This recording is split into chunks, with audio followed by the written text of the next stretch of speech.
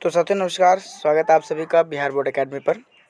आज जो हमारा केमिस्ट्री का ये दूसरा अभी सब्जेक्ट स्टार्ट हुआ है, सॉरी दूसरा सब्जेक्ट नहीं, दूसरा टॉपिक है हमारा, है ना। सब्जेक्ट हमारा केमिस्ट्री है और कल जो हम लोगों ने पढ़ा था उसी चैप्टर में रासायनिक अभिक्रिया और समीकरण में आज हमारा दूसरा टॉपिक यानी नया टॉपिक स्टार्ट है, जिसमें हम लोग आज के टॉपिक में पढ़ने वाले हैं रासायनिक समीकरण, है ना।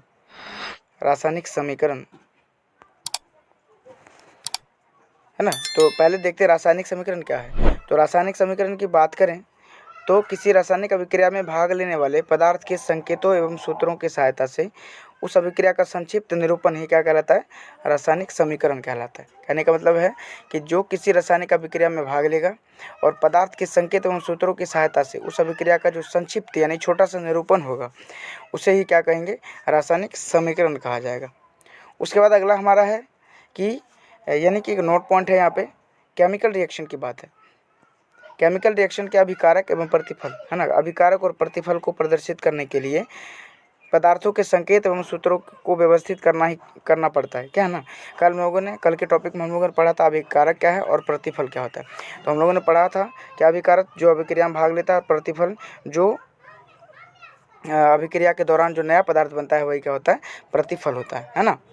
तो आइए देखते हैं, एक उदाहरण है क्या कि हाइड्रोजन और क्लोरीन के मिश्रण को अगर सूर्य के प्रकाश में रखते हैं तो वो क्या बनाता है, हाइड्रोजन क्लोराइड बनाता है। ये एक रासायनिक समीकरण हुआ, यानी कि हाइड्रोजन और क्लोरीन जब इसको सूर्य के प्रकाश में हम लोग रखते हैं तो ये क्या बनाता है, यहाँ पे हाइड्रोजन क्लोराइड बना देता है। उसके बाद अगला हमारा पॉइंट है कि रासायनिक समीकरण लिखने के क्या सब तरीके हैं, क्या सब नियम है ना, क्या तरीके हैं। तो रासायनिक समीकरण लिखने का क्या नियम है कि रासायनिक अभिक्रिया को समीकरण के रूप में लिखने के लिए निम्नलिखित नियमों का पालन करना पड़ता है ना। तो वो नियम क्या सब है। तो पहला नियम हमारा कहता है कि अभिक्रिया के अभिकारक को, है ना, अभिकारक को उनके संकेतों या अनुसूत्रों के पदों में समीकरण के बाईं साइड में लिखा जाता है। समीकरण के किस साइड में लिखा जाएगा, तो बाईं साइड में लिखा जाएगा, है ना।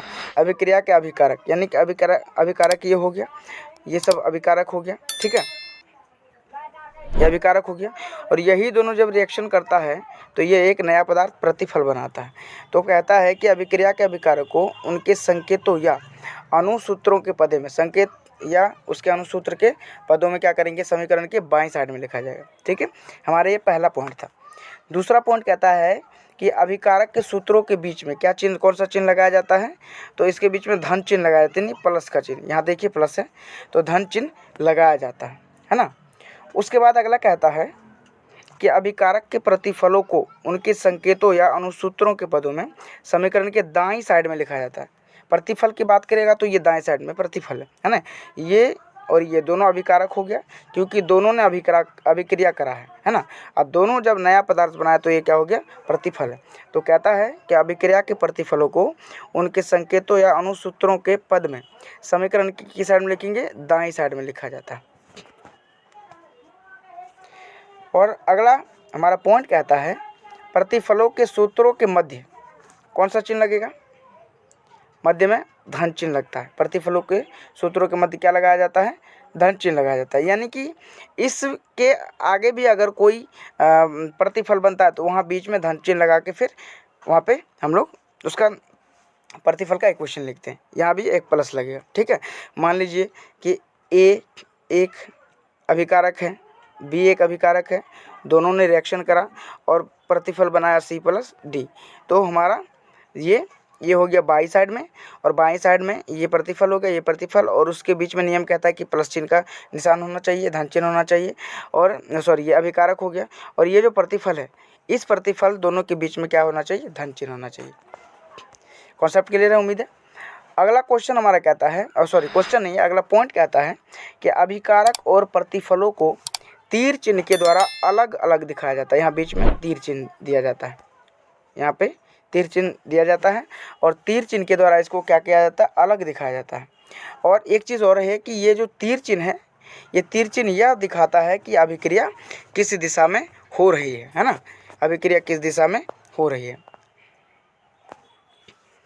अब देखिए एक समीकरण है यहाँ पे H2 + Cl2 और ये बनाया 2HCl। अब देखिए कहता है कि इस समीकरण में, है ना, ये जो समीकरण है उपयुक्त ये समीकरण है, इस समीकरण में H2 और Cl2 दोनों क्या है, अभिकारक है।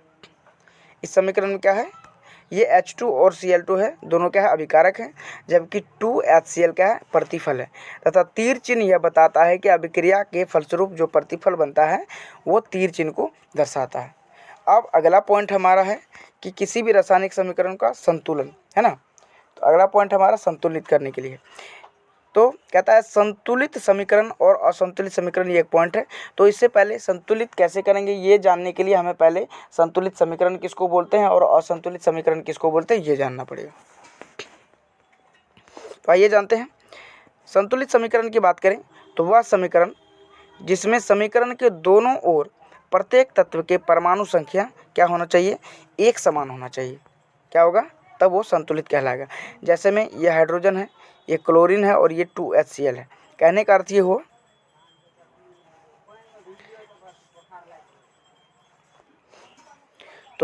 ये हुआ कि दोनों साइड में जो अभिकारक है और प्रतिफल है, दोनों साइड में परमाणुओं की संख्या एक समान होगी, तभी वह समीकरण संतुलित समीकरण कहलाएगा। एक जैसे उदाहरण के रूप में एक इक्वेशन लेते हैं। तो एग्जाम्पल के रूप में एक इक्वेशन है हमारा, क्या है, समीकरण H2 + Cl2 और रिएक्शन करके 2HCl बनाता है ना। तो यहाँ देखिए हाइड्रोजन की परमाणु संख्या की बात करेंगे, यहाँ हाइड्रोजन की परमाणु संख्या की बात करेंगे तो इस साइड भी 2 ही है, और उसके बाद क्लोरीन की परमाणु संख्या की बात करें तो इस साइड भी 2 है। यानी कहने का अर्थ हुआ कि हाइड्रोजन भी 2 है और क्लोरीन भी 2 है ना। और ये जो रिएक्शन करता है तो बनाता है 2HCl, है ना, यानी बनाएगा HCl ही, यानी H2 + Cl2 दिस रिएक्शन, ये रिएक्शन करेगा 2HCl बनता है ना। तो बनाता है ये HCl, लेकिन बैलेंस करने के लिए यानी 2HCl बनेगा, यहाँ पे 2HCl बनता है। और ये इक्वेशन बैलेंस क्या है कि हाइड्रोजन के परमाणु की संख्या बाईं साइड, सॉरी यहाँ पे थोड़ा दिक्कत हो गया, बाईं साइड की बात करें तो यहाँ भी 2 ही है, दाईं साइड की बात करें तो यहाँ भी 2 ही है ना, क्या है, 2 ही है, सॉरी यहाँ दाईं साइड, ये इधर हो गया। दाईं साइड की बात करें तो यहाँ भी हाइड्रोजन 2 ही है, और उसके बाद यहाँ हाइड्रोजन 2 है, और क्लोरीन की बात करें तो ये भी 2 ही है ना। अच्छा हाँ, हाइड्रोजन की परमाणु संख्या की बात कर रहा है, तो पहले जब हाइड्रोजन की परमाणु संख्या की बात कर रहा है तो हाइड्रोजन की परमाणु संख्या दोनों साइड में 2 ही है ना।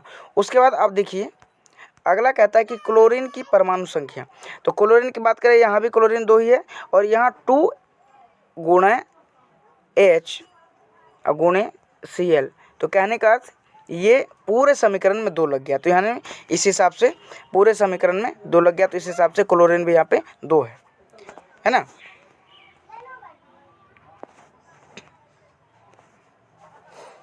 अब देखिए कहता है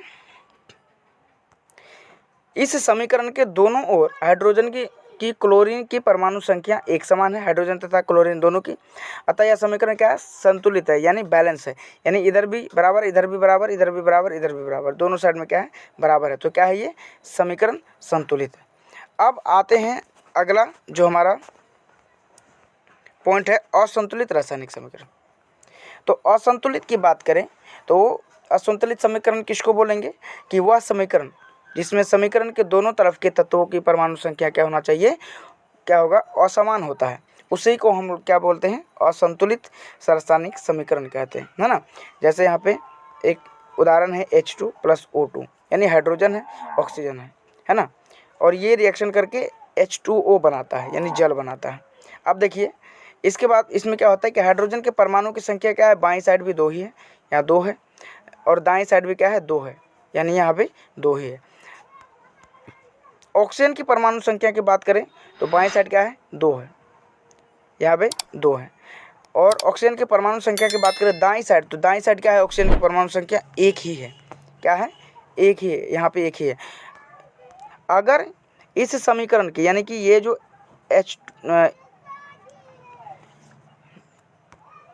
यानी कि H2O है, तो अगर ये H2 लगा हुआ है तो यहाँ पे समीकरण हाइड्रोजन 2 है, लेकिन ऑक्सीजन में तो 2 लगा हुआ नहीं है, उसके लिए नीचे भी यहाँ पे O में भी 2 लगना चाहिए, तभी ये संतुलन होगा। यानी कि हाइड्रोजन भी संतुलित होना चाहिए, 2 होना चाहिए, और ऑक्सीजन भी संतुलित होना चाहिए, मतलब है 2 होना चाहिए। तो लेकिन यहाँ पे क्या है, कि 2 हाइड्रोजन तो जरूर है दोनों साइड में, लेकिन ऑक्सीजन की परमाणु संख्या क्या है, असमान है, यानी कि एक साइड 2 है, एक साइड 1 है। तो यह समीकरण क्या हो गया, असंतुलित रासायनिक समीकरण हो गया। अब उम्मीद है कि आप लोग का कॉन्सेप्ट क्लियर रहा होगा। अब देखिए, क्योंकि इस समीकरण के दोनों ओर परमाणु की संख्या क्या है, एक समान नहीं है, इसलिए यह समीकरण असंतुलित रासायनिक समीकरण कहलाएगा, है ना। अब देखिए, रासायनिक शास्त्र के अंतर्गत जो अध्ययन के अंतर्गत क्या होता है कि असंतुलित रासायनिक समीकरण का अध्ययन उपयोग नहीं किया जाता है, क्योंकि ऐसा करना पदार्थों के संरक्षण के नियम का दुरुपयोग माना जाता है ना। तो आज के वीडियो में हम लोगों ने पढ़ा रासायनिक समीकरण, उसके बाद रासायनिक समीकरण को संतुलित कैसे करते हैं, कौन सा रासायनिक समीकरण संतुलित रासायनिक समीकरण कहलाएगा, कौन सा रासायनिक समीकरण असंतुलित रासायनिक समीकरण कहलाएगा। ये VVI कुछ पॉइंट है जो कि एग्जाम के पॉइंट ऑफ व्यू से बहुत ही महत्वपूर्ण है ना। तो इसे आप लोग अच्छे से समझ लीजिएगा। अब जो वीडियो आएगा उसमें हम लोग रासायनिक समीकरण को संतुलित कैसे करना है वो पढ़ेंगे, है ना, अगले वीडियो में। तो आज के वीडियो में बने रहने के लिए आप सभी का धन्यवाद। अगर आप हमारे चैनल पर नए हैं, बिहार बोर्ड अकेडमी पर आप नए हैं, तो चैनल को ज़रूर सब्सक्राइब कर लीजिएगा, बेल आइकन को भी प्रेस कर लीजिएगा, ताकि जो हमारा लेटेस्ट अपडेट रहेगा वो सबसे पहले आप तक पहुंचेगा। और आज के लिए चैनल पे बने रहने के लिए आप सभी का बहुत बहुत धन्यवाद। मैं सुभाष, थैंक यू।